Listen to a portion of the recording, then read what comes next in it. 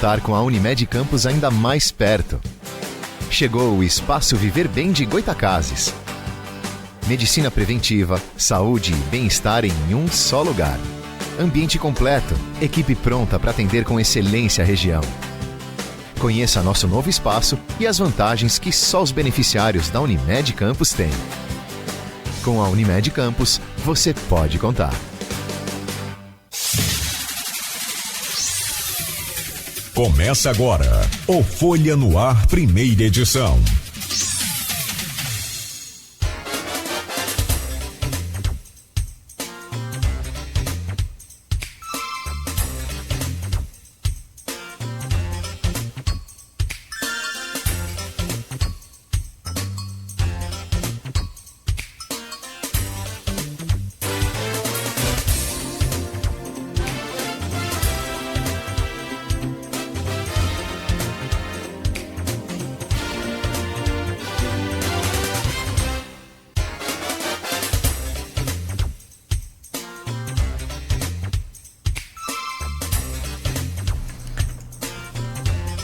Quarta-feira, 30 de agosto de 2023. Começa agora pela Folha FM 98,3, emissora do Grupo Folha da Manhã de Comunicação, mais um Folha no Ar. Estamos ao vivo pelo Face, pelo YouTube, pelo Instagram, pela Twitch TV. Daqui a pouco tem podcast deste programa e logo mais às 17 horas você pode também assistir a reprise pela Plena TV, também emissora do Grupo Folha da Manhã de Comunicação.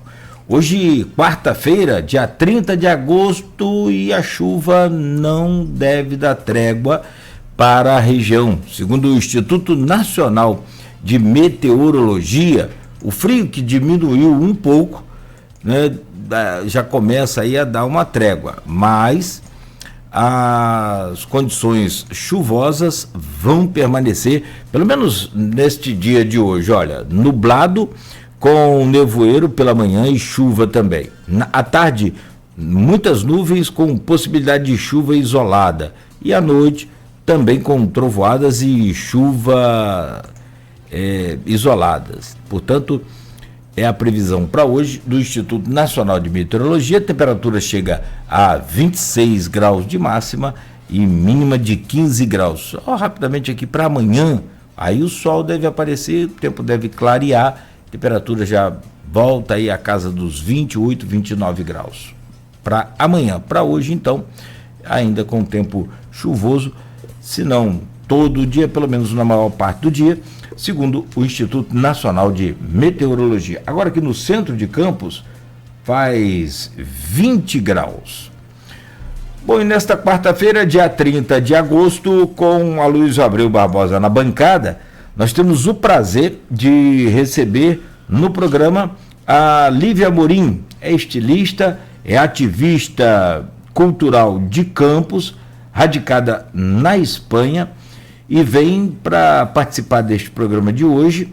Claro, é a voz feminina, é a voz da mulher nesse programa, falando do Brasil, de Lula a Bolsonaro, na Espanha, do progressista Pedro Sánchez. Como é que é visto esse Brasil de hoje, desses últimos anos por lá? O trabalho também com o fomento à cultura na Espanha e na Europa, pela Lívia Amorim. E ainda fala de Campos de Vladimir. E por fim a Lívia faz aí uma projeção às eleições de 2024, naturalmente aqui em Campos. Então, Lívia, já vamos trazer o seu bom dia. Vamos só passar rapidamente aqui pelo Jornal Folha da Manhã e daqui a pouco a gente traz o seu bom dia e a sua entrevista. Mas de antemão, obrigado pela presença. No oferecimento de Coagro, a cooperativa do fornecedor de cana da nossa cidade e de toda a região. Proteus, serviços de saúde e medicina ocupacional com a qualidade certificada ISO 9001-2015. Unimed Campos, cuidar de você. Esse é o plano. Laboratório Plínio Bacelar e vacina Plínio Bacelar. Agora tem um aplicativo, Laboratório Plínio Bacelar, e ficou bem mais fácil para você acompanhar resultados de exames, todos históricos e tudo mais que você tem com o Laboratório Plínio Bacelar e também o seu cartão de vacina virtual e muito mais. Baixe o aplicativo, é gratuito aí na sua lojinha de app. No jornal Folha da Manhã, o impresso de hoje já nas bancas e nas casas dos assinantes desde cedo. A capa vem com a manchete principal. Pesquisa a prefeito de Campos ecoa em quem fala e quem cala. Favorito, Vladimir prega não acomodação do governo. Em segundo, Caio lança Arnaldo, que está inelegível a 2024. Sociedade analisa pesquisa e academia cobra decoro. Páginas 2 e 4 do jornal vem trazendo aí todos os detalhes, todas as análises, né, deste assunto que é destaque de capa do jornal de hoje. Cabeceira da Ponte de Donana apresenta rachaduras e erosão. Perigo. Uma equipe do DR avaliou o problema e iniciou reparos na Ponte de Donana ontem. Emergência fechada em UPH gera insatisfação. Foi em Santo Eduardo. Protesto aqui dos moradores contra a suspensão do atendimento de emergência durante as obras. Em Santo Eduardo, há que se relevar aqui, se destacar que fica longe, né, do centro. Então, preciso rever. Garotinho é obrigado pela justiça a apagar posts contra os Bacelar. Ironman 70.3, campistas têm bons resultados em Mundial. O Cristiano Abreu Barbosa ficou entre os brasileiros em primeiro lugar. Muito bom, né? E os campistas se destacando aí nesse Mundial. DEAN prende homem por agressões à companheira, violência doméstica. Esse caso aqui é tenso. Mortos a tiros e talvez São João da Barra registram homicídios. Saúde animal espera UBS e hospital em Campos. Ainda no jornal Folha da Manhã, concurso de Campos tem primeiro edital com 96 vagas publicado. Está na página 5 do jornal. Os detalhes você pode aí numa banca próxima a você já comprar o jornal e acessar todas as informações, e vem mais edital por aí. Para fechar aqui as manchetes, Memória de Sancho Panza, peça em cartaz no TB, Teatro de Bolso, de sexta a domingo, é destaque no Folha 2, na capa do jornal Folha 2. LDO sancionada com vetos a emendas e 10%. Advogado morre antes de cirurgia. O Luciano Rodrigues morreu aos 43 anos, ele teve uma parada respiratória. Lamentamos profundamente, né, a partida precoce aí do advogado, a família enlutada, nossos sentimentos. São 7h16. Que prazer poder, nesse programa de hoje, receber a Lívia Amorim, que é estilista e ativista cultural de Campos, radicada na Espanha. Olívia, bom dia mais uma vez, muito obrigado aqui pela sua presença, seja bem-vinda aqui ao nosso Folha no Ar. Obrigada a vocês, bom dia a todos. É um prazer estar aqui, estar na minha cidade, passeando e estar com vocês. Falhou um pouco o seu som aqui para mim, só repete, você falou que está passeando, né? Deu para captar aqui, você está no Brasil então? Estou passeando em Campos. Olha que beleza. Em Campos eu vim ao Brasil, né, por um trabalho, mas eu tenho o trabalho são de alguns dias, e os dias livres que eu tenho eu estou passeando aqui, visitando minha família. Boa, muito bom. Amigos. Agora deu para ouvir legal, obrigado. Meu caro Aloysio Abreu Barbosa, bom dia, bem-vindo a essa edição de hoje do Folha no Ar.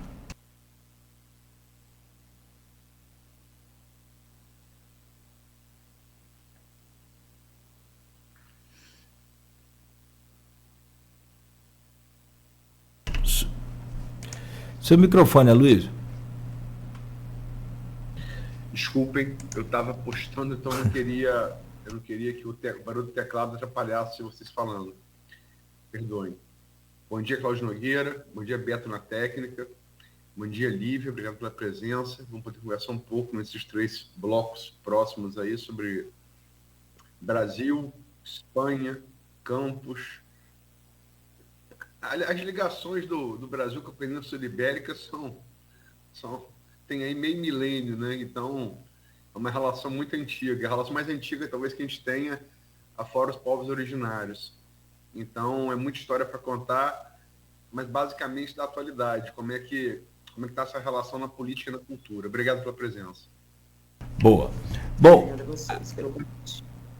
você, Aloysio, desculpa, quer registrar aí a audiência, o pessoal que está ligado na gente aí? Você quer aquele protocolo? Esse pessoal aí cobra a gente na rua, rapaz. Nosso bom dia especial. Desculpem, porque eu estava de edição, eu estava desde 5 da manhã postando matéria. Então, desculpa, você falou outro, como é? Política em Campos não tem o quê? Tédio, não pode reclamar que seja tediosa, né? Não, política em Campos pode morrer de tudo, menos de tédio. Menos de tédio. Né? Boa. Cada mergulho um flash. Mas nosso bom dia especial, obrigado, Nogueira. As categorias que nos acompanham sempre nesse início de jornada de segunda a sexta-feira, né? Os taxistas, motoristas de aplicativo, os professores e os pais de aluno, que não são uma categoria, mas é uma condição, né? Uma condição, às vezes, trabalhosa, mas certamente muito prazerosa, que é poder levar seus filhos de manhã às escolas. Bacana. E aí, sintam-se todos abraçados e, né, agradecidos aí pela nossa audiência.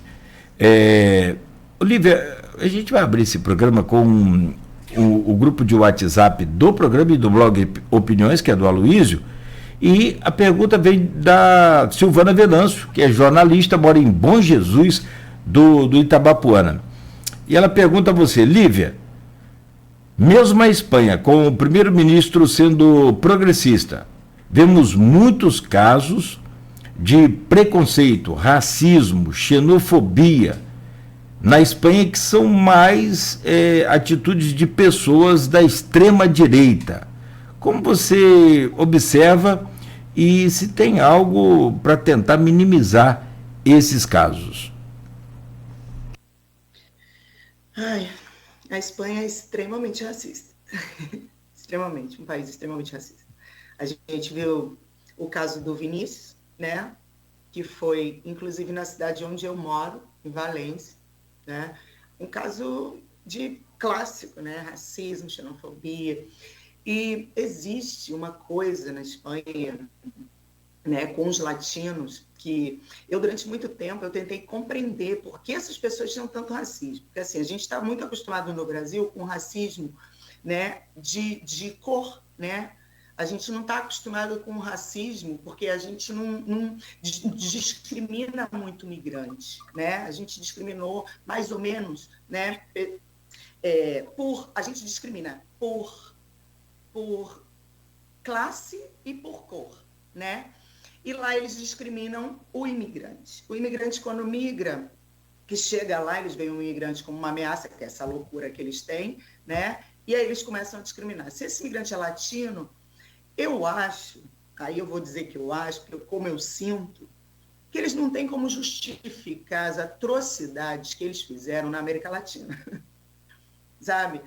Porque a colonização foi um período que eles não têm como, né, se libertar disso. Eles não querem fazer uma reparação histórica do período da colonização.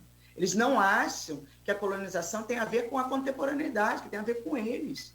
Eles acham que a colonização foi coisa dos meus tataravós. O que eu tenho a ver com isso? Você está me julgando, sabe, por algo que não tem nada a ver comigo. E claro que isso merecia uma reparação, merece, né? Então, assim, a gente vê pela lei, o racismo é punido na Espanha. E ele é punido duramente. Assim como a xenofobia, né? E assim como o racismo. Assim como o machismo, né? Só que, por quê? Aí as pessoas falavam para mim, nossa, mas a Espanha tem leis extremamente duras, rígidas, é muito punido todos esses casos. E aí eu falava, vocês acham por que as leis são tão duras? Porque os casos existem muito. E o próprio espanhol, ele se nega a admitir até o espanhol de esquerda, tá? E aí eu não vou dizer que seja da direita. A direita é um clássico, porque eles são xenófobos mesmo. Mas com a esquerda também acontece que algumas pessoas negam, sabe? Isso não existe, porque como eles estão na bolha, né? Eles vivem numa bolha, eles não são migrantes, eles não reconhecem isso. E dá vergonha, né? Admitir que eles, que são progressistas, não conseguem reverter essa situação, porque é uma coisa que acontece com todo mundo. A mulher, né? O homem é discriminado por ser sudaca, como dizem. A mulher, ela é discriminada mais vezes, né? E assim, a gente sempre está relegado ao subemprego na Espanha, né? A mulher chega na Espanha, não importa a qualificação que você tenha, as pessoas vão te oferecer trabalhos de subemprego. É cuidar de pessoas velhas ou crianças, fazer serviços de limpeza e os serviços do turismo, né? Que compreende a hosteleria e sempre são serviços menores, né? Você nunca vai chegar num lugar e vai dizer, olha, eu trabalhei nisso, eu tenho esse currículo, isso e tal. As pessoas viraram para mim, escutei várias vezes, esquece o que você fez no seu passado. Eu ficava assim, falavam, tá, tudo bem, tá, esquece como, né? Como você esquece o que você fez? Foi a única coisa que eu fiz. E aí eu falava para eles, olha, vocês contrariam a própria lógica do capitalismo, porque vocês estão pedindo que eu dê o meu pior. E o capitalismo, né, pede que eu dê o meu melhor, já que vocês querem explorar, né? Porque a lógica capitalista é que você faça o seu melhor para que você dê mais resultado financeiro para esse estado que você está ocupando, em teoria, né? Porque eles acham que é ocupar o espaço de um espanhol. Quando você chega, você tira o espaço do mercado de trabalho de alguém. Então, quando eu falo, então, deixa que eu faça o meu melhor para que eu possa pagar mais imposto para esse estado para que eu colabore. E, enfim, é uma coisa que realmente eles não conseguem entender. Para eles é muito difícil.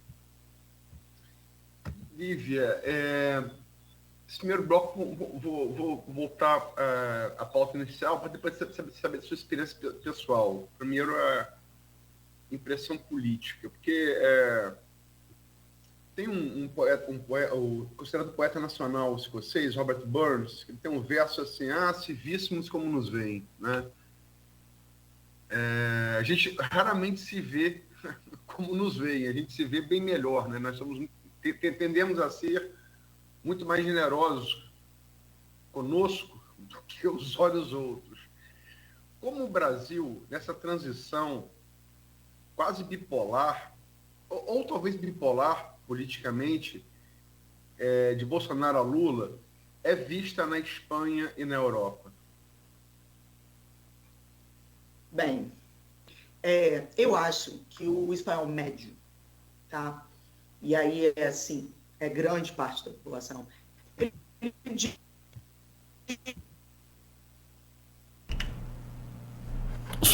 conhecem ideia do que é a América Latina.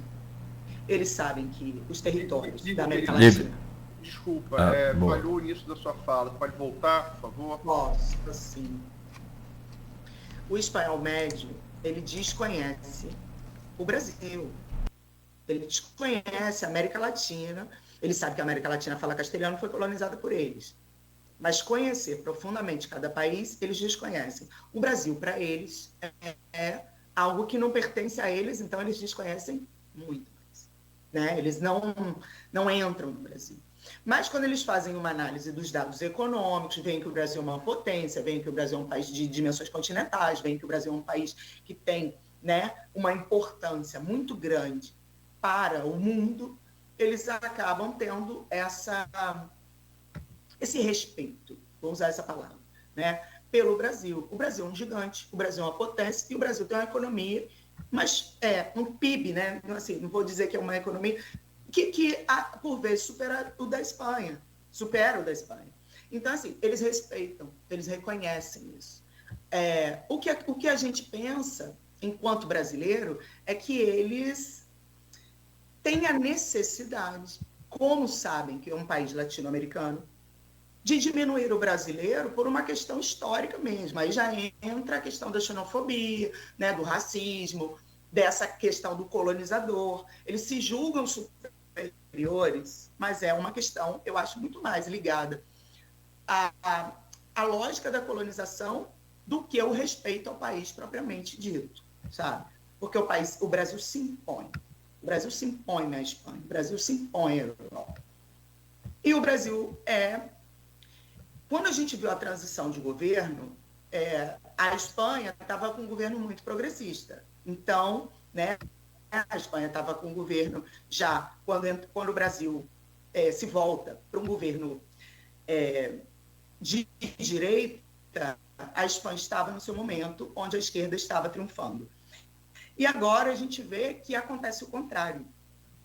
Né? A gente vê que a Espanha agora teve um movimento, não só a Espanha, alguns outros países europeus tiveram esse movimento para a direita. E aí a gente, digo assim, eu e o meu grupo, né, minha bolha, o que a gente pensa é que esse movimento é um movimento de necessidade da democracia. Existem pessoas que gostam da direita no poder e existem pessoas que gostam da esquerda no poder. E a democracia é isso.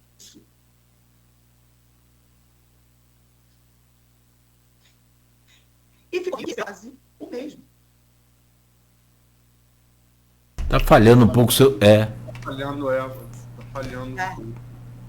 Falou o finalzinho aí, quando você falava democracia, isso mesmo. A democracia é você entender que existem pessoas que pensam diferente de você e aceitá-las e reconhecer que o voto delas é tão legítimo quanto o seu.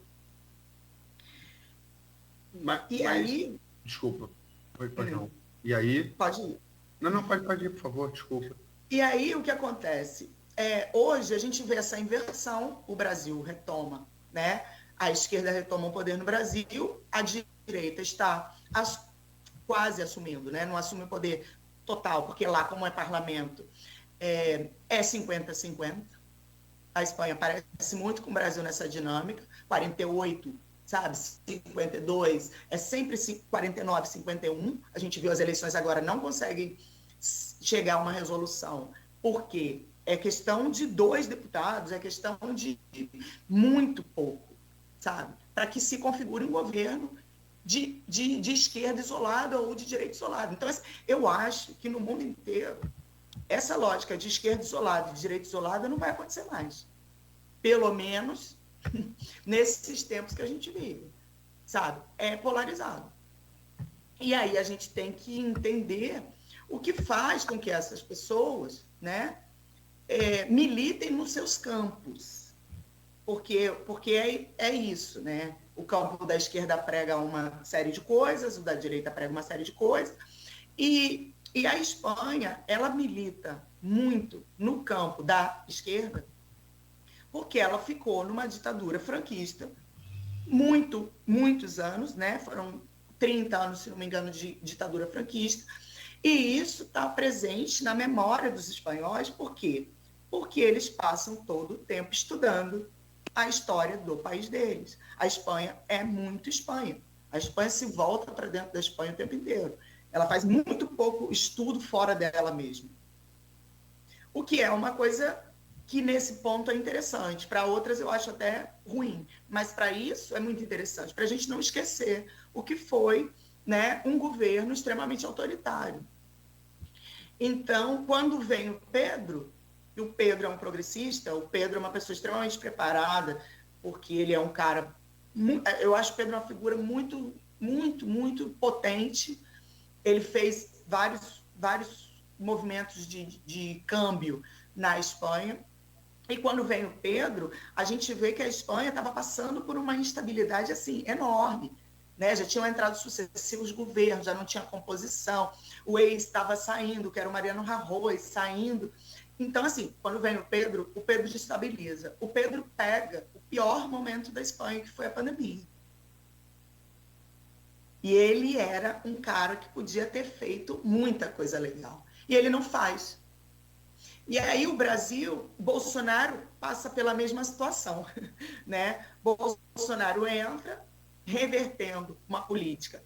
Revertendo não, porque a gente já estava no governo de direita no Brasil, mas assim, um modelo, né? Uma estrutura de governos eleitos, né? De esquerda, ele faz essa troca e ele entra de uma forma bruta, né? Que é o jeitinho Bolsonaro de ser, né? Impositivo, imbrochável, imorrível e com uma soberba que, sinceramente, para quem está começando, não é legal, né?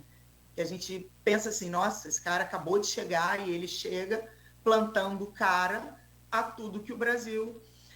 E aí, no começo, ele consegue esse boom, porque eu acho que também ele tinha uma série de pessoas que estavam com esse nó na garganta entalado, né?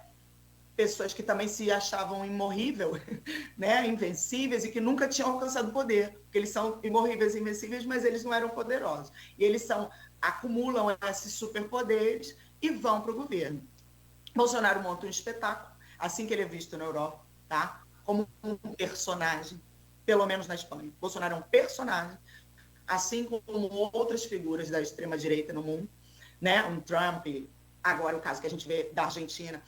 Esses personagens, essas figuras que parecem até que não são muito reais, e ele impressiona a Espanha, né? As pessoas ficam impressionadas.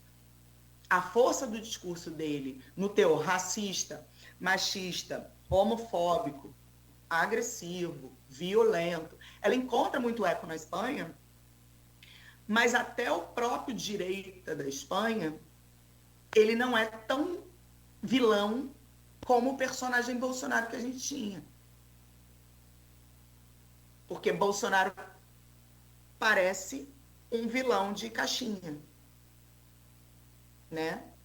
Assim, se a gente for fazer uma análise. E aí o espanhol, ele vira e fala assim, nossa, mas nem a nossa direita aqui é tão má quanto esse. Que é também o que ele falava do Trump, sabe? Ninguém é tão mal quanto o Trump. Mas assim, isso não é verdade. A Espanha tem uma vala, a vala no Estreito de Gibraltar, onde ela mata pessoas negras que tentam atravessar o oceano, o mar para poder chegar lá, sabe? E isso não é de hoje. E aí a gente sabe que, assim, que existe um discurso e existe uma prática. Então, a Europa também tem as suas bolsonarices e trumpices, mas ela não assume isso, né? E aí o Bolsonaro, essa figura do Bolsonaro tão caricata e tão perdida e tudo isso, ela chega lá, ela repercute muito mal, as pessoas começam também a cobrar de nós, porque aí é uma cobrança ao brasileiro, né? Como vocês deixaram esse governo entrar no seu país? Como se eu tivesse, né, o poder de frear Jair Bolsonaro. E aí a gente, né, outra vez, a gente é vítima de racismo e xenofobia, porque a gente tem um governo cruel, né, dentro do nosso país. E aí, voltando ao Pedro, e aí a gente estava lá na melhor época, digamos assim, progressista, né? No melhor momento desse progressismo na Espanha.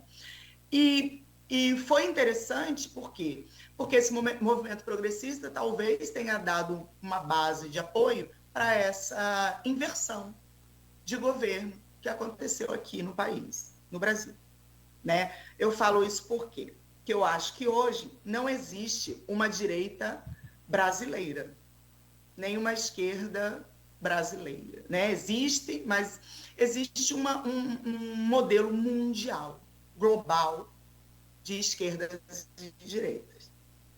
E esse modelo, sobretudo da direita, vem sendo reproduzido em todos os espaços. Eu só queria colocar umas coisas. A ditadura de Franco, ela durou quase 40 anos, né? Começa na Guerra Civil Espanhola, em 1936, que é um preâmbulo da Segunda Guerra Mundial, e vai até 1975, com a morte dele, onde ele deixa Felipe González como sucessor, né? E Felipe González, mesmo com as coisas, rei da Espanha, mesmo com todas as idiosincrasias que a gente hoje sabe dele, teve papel institucional de redemocratizar a Espanha. E essa questão de como os nossos malvados, entre aspas, tomando as palavras de Lívia, né? Aquela coisa do malvado favorito dos Minions, né?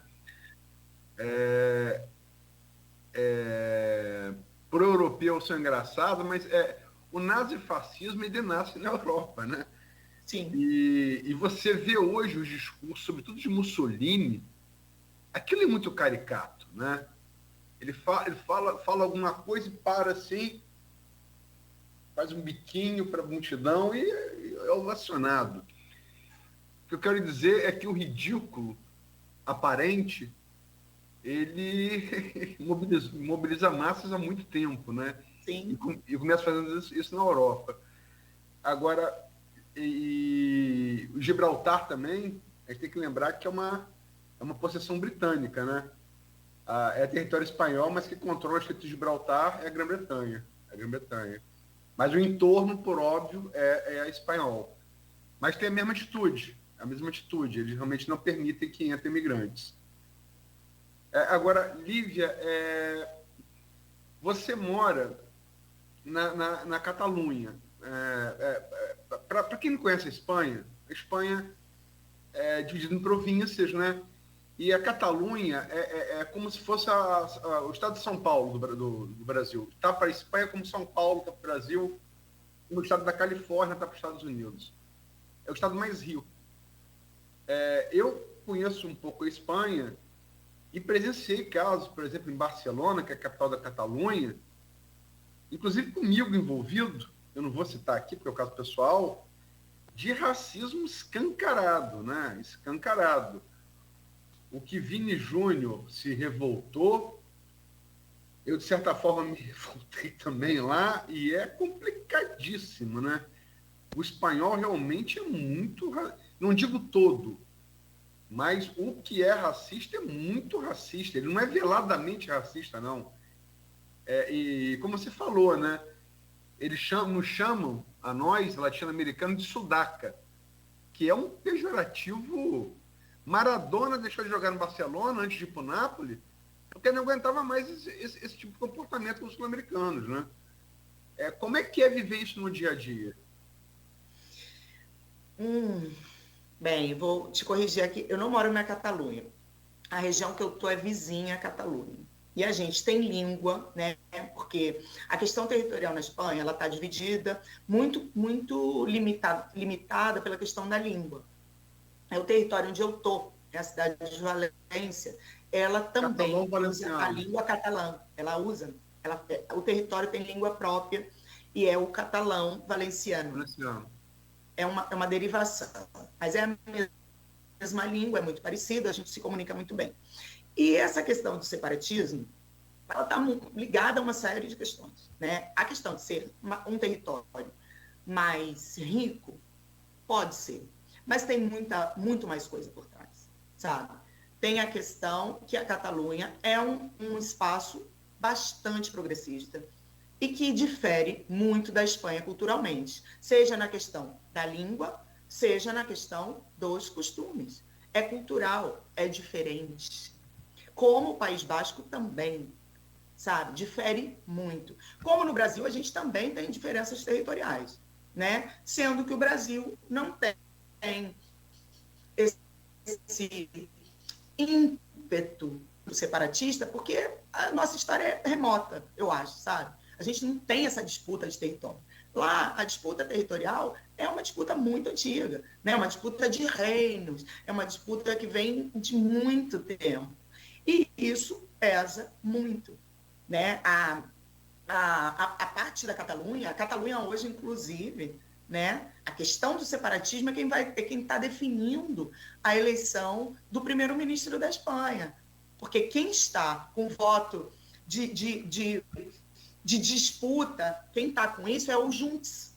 O Junts é um partido separatista espanhol, onde seu líder está há anos proibido de voltar à Espanha por ser separatista. Para a gente entender a dimensão do separatismo. sabe? Não é uma questão assim, ai, quero me separar. Não. Existem sanções, existem muitos presos políticos, passou muita gente pela questão do separatismo, já foram feitos referendos, já foram feitos uma série de coisas, e isso não se dissolve. O movimento só cresce na Catalunha. Cada vez mais que você vai à Catalunha, as pessoas falam catalão. Eles ficam falando catalão o tempo inteiro. E aí eu moro nesse território, que é vizinho, né? Tá presinho do lado. E a gente, como estava com um governo bastante progressista, a Valência foi a capital da República, né? Valência tem um movimento também bastante republicano. Eles gostam muito da questão da língua. A língua é uma barreira para algumas pessoas, né? Sobretudo para o imigrante que vem e tal, não sei o quê. Então, eles fazem essa questão de minar a língua como requisito. O que eu acho que é uma pobreza, porque a língua é a menor barreira que a gente encontra. A barreira que a gente encontra é o racismo, pô. A barreira que a gente encontra é a xenofobia. A barreira que a gente encontra é o colonialismo, não é a língua, sabe? A língua, ela é uma riqueza cultural que a gente poderia incorporar enquanto imigrante. Uma vez que a gente está incorporando o castelhano, a gente também pode incorporar o valenciano, né? Eu gosto muito da língua, eu tive bastante sensibilidade com a língua valenciana. Para mim, ela soa até melhor, né? Que o castelhano, ela se parece muito ao português, então eu assimilei bem. Só que isso é um problema, por exemplo, quando você foi criado na Espanha e você quer migrar para territórios de língua distinta, que você tem que aprender uma outra língua, e você está dentro do seu próprio país. E algumas vezes eles perdem direitos por isso, né? Se é concurso público, por exemplo, você é concursado num estado, você quer mudar para outro, o requisito linguístico é uma nova prova de ingresso no seu trabalho. E isso para eles é um problema, né? Eles já estão estabelecidos, eu vou fazer uma prova de língua, eu vou ter que aprender uma outra língua. E uma coisa que o imigrante faz, assim, né? Querido, mentira, você vai ter que sofrer também. Bem-vindo, hein? E eles lutam contra isso, né? E a questão do racismo lá é isso, né? A Espanha tem uma mentalidade também, e aí eu faço a defesa da Espanha no sentido desse castigo, né? Desses 40 anos aí de Franco, né? Porque, né? Aí eu não posso nem culpar o espanhol de que ele seja racista. Claro, ele foi adestrado, né, para isso. Ele foi produzido para ser assim. Ele não tem, fora dessa educação, muita base de referência. A Espanha, eu me lembro quando eu cheguei lá, era muito engraçado que eu ia ver filme, todos os filmes eram dublados. Na Espanha, eu chocava quando eu via o nome das pessoas. Todos os homens e mulheres têm nomes de santos. Isso é um requisito franquista. Você não podia batizar o seu filho com o nome que você quisesse, né? E isso é uma loucura. Eu tenho o meu companheiro, o meu namorado, ele tem um nome, né, do território dele. A mãe o batizou com esse nome porque ele é filho do final da ditadura. É o primeiro filho dela que não tem nome de santo. E isso tudo a gente vai compreendendo, né, por que essas pessoas são tão racistas, por que esse país se volta tanto para dentro dele mesmo, por que essas pessoas são tão intolerantes com culturas diferentes. Por essa série de coisas, além da questão do colonialismo, né, que eu acho que essa culpa, né, a gente sempre vai carregar, como o Brasil carrega a culpa com a escravidão, eles vão carregar com a colonização, com a escravidão o tempo inteiro. Tem essa questão também da culpa. Eu me lembro que eu escutava uma série de coisas assim quando eu cheguei, né? Você é mulher, você é brasileiro, o que você faz aqui, né? Muitas brasileiras vão até a Europa e elas são trabalhadoras sexuais. E isso é um dado muito importante para a gente entender também essa questão. A Espanha ainda tem problemas graves com a questão do trabalho sexual, né? Porque não é um trabalho... A prostituição na Espanha não é livre, né? Ela é um delito. E aí isso tudo é uma coisa terrível, né? Porque a gente vê casos de exploração, mulheres migrantes que são tratadas como traficadas mesmo, tráfico de pessoas, são dramas muito sérios que acontecem E que a Europa, ela não fala disso, né? Porque a Europa é perfeita. A Europa é maravilhosa. E a gente sabe que isso acontece, não só com mulheres brasileiras, mas com todas as mulheres latinas e as mulheres dos países pobres que migram para dentro da Espanha. E a gente passa por isso, porque assim, nossa, você é uma mulher aqui sozinha? Aí eu olhava e falava assim, meu Deus do céu, onde é que eu tô? Por vezes eu cheguei a pensar, eu falei assim, meu Deus do céu, eu tô num país muito mais atrasado que o Brasil. Muito. E isso a gente sente muito, tá? A Espanha, por vezes, está na Idade Média, no sentido da estrutura e das relações. Sabe, quando eu falava, porque eu vim para cá, a minha vida aqui, né, em termos, as pessoas viravam para mim e falavam, mas você veio para cá porque sua condição no seu país era infinitamente pior do que aqui, né, que eles têm isso, né, você migra para uma condição de vida melhor. Eu falava, não, no meu país eu tinha mais poder econômico do que eu tenho aqui. Minha vida era mais confortável. E eu vivo aqui por umas outras questões, né? Porque eu fui viver na Europa porque o primeiro de tudo é que eu queria viver na Europa, conhecer o continente europeu. Ponto. Conhecer outra língua, conhecer outra cultura, né? E ter essa experiência de migrar. E eles só associam sua migração à questão econômica. Você estava lá no seu país, o povo passa fome, né? Lá no seu país, as crianças vivem tudo na rua, é aquela, né, visão bem pobre do Brasil. E aí eu falava, não, no meu país eu tinha uma condição melhor, eu economicamente estava estabilizado, porque eu já tinha feito, né, uma série de trabalhos. Eu nunca tive grande poder aquisitivo, mas eu sempre fui uma pessoa que trabalhei na minha área, eu tinha um certo reconhecimento e eu conseguia viver disso. E eles falam, então por que você veio? E era muito engraçado, porque eu falava assim, eu vim porque eu queria morar aqui. E eles não entendem isso. Demora muito para as pessoas entenderem isso. Porque como eles migram por situações adversas, né? Agora a gente está recebendo uma leva de ucranianos na Espanha. As pessoas vêm por quê? Estão fugindo da guerra. Não vêm porque querem morar. Assim, sabe? Não é muito comum isso. E a gente que está longe, a gente quer morar na Europa e a gente tem essa visão romantizada da Europa, né? O colonizador é educado. Eu acho muito engraçado quando a gente fala, né, da questão da educação do europeu. O espanhol é extremamente grosseiro, bárbaro e mal educado. Olha, tem muita coisa para a gente falar, naturalmente seguindo essa linha e aí avançando para outros assuntos também. Essa questão da violência sexual também na Espanha, a lei passou por uma mudança recentemente que estava sendo considerada um pouco mais, em alguns casos, de sucesso, mas em outros muito fracassada.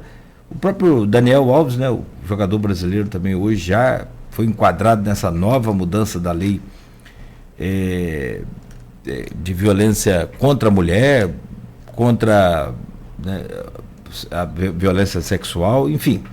E na volta a gente só precisava fazer o intervalo, Olívia, e na volta a gente continua falando sobre cultura, e aí sim, na Espanha, na Europa, no Brasil, né? Enfim, são 7h51, rapidamente a gente volta, faz uma pausa aqui no Folha no Ar, volta a conversar com a Lívia Amorim, que é estilista e ativista de Campos, radicada na Espanha.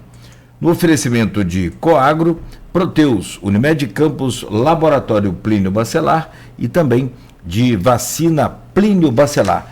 Só uma dica aqui no fechamento desse bloco. Agora, nesse intervalo, tem uma dica que vale ouro dos especialistas da Nauta XP. Fique atento aí, tem dica que vale ouro realmente agora nesse intervalo, já na abertura do intervalo. Fique ligado. Minuto Nauta XP. As principais informações do mercado diariamente para você. Considerando a aprovação final do arcabouço fiscal, o governo deu início ao